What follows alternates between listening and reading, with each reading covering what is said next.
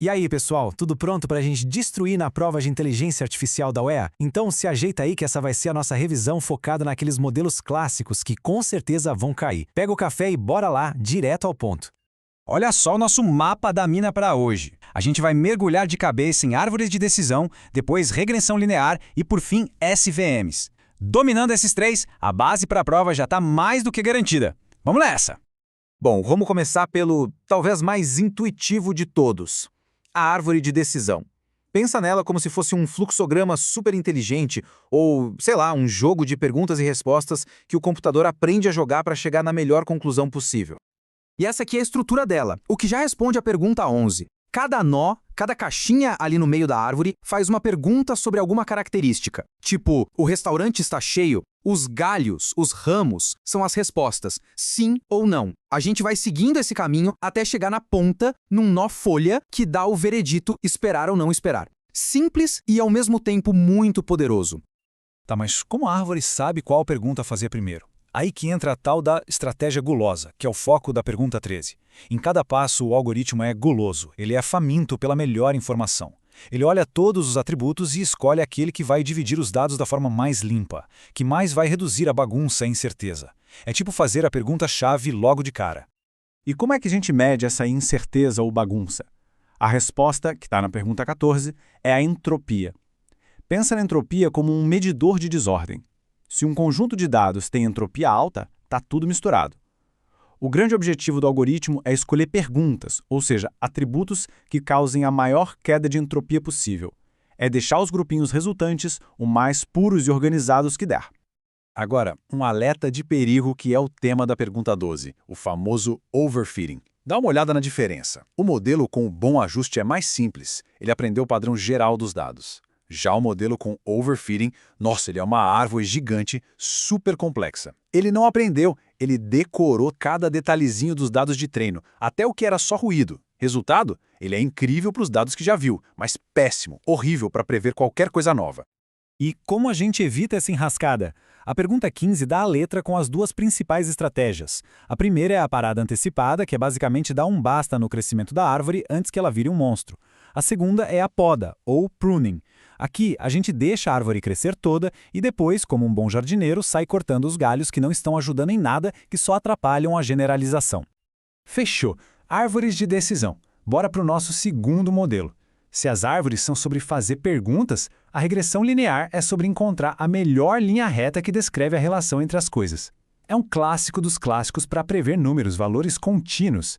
O objetivo central aqui, respondendo à pergunta 16, é esse: achar a linha que passa o mais perto possível de todos os pontos de dados. A meta é bem clara: diminuir ao máximo a soma das distâncias de cada ponto até a linha. É a busca incansável pela linha de melhor ajuste. E essa regressão pode vir em dois sabores principais, o que nos leva direto para a pergunta 18. Na univariada, a gente usa uma única característica para prever outra. Por exemplo, usar as horas de estudo para prever a nota na prova. Já na multivariada, a gente joga várias características na equação, tipo usar a área, o número de quartos e a localização para prever o preço de uma casa. A equação só vai crescendo para encaixar mais variáveis. Agora, um exemplo prático da pergunta 17. Imagina que a gente treinou um modelo e ele chegou nessa equação. Y é igual a 2,5 vezes x mais 10. O que isso quer dizer? Bom, o 10, que é o W0, é o nosso ponto de partida. É o valor de y quando x é zero. E o 2,5, o W1, é a inclinação da reta. Ou seja, para cada unidade que o x aumenta, o y aumenta 2,5. Sabendo disso, qual seria a previsão se o x for igual a 7? A conta é bem simples, né? 2,5 vezes 7 dá 17,5. Soma os 10 do início e a gente chega em 27,5. É exatamente assim que o modelo pega a linha que ele aprendeu e usa para fazer previsões sobre dados que ele nunca viu. Simples, mas olha, funciona que é uma beleza. Ok, mas como o computador encontra os números mágicos, os valores ideais para W0 e W1? A resposta para a pergunta 19 é essa maravilha chamada gradiente descendente. Pensa que o erro do nosso modelo é uma montanha. O gradiente descendente é como uma pessoa tentando descer essa montanha no escuro.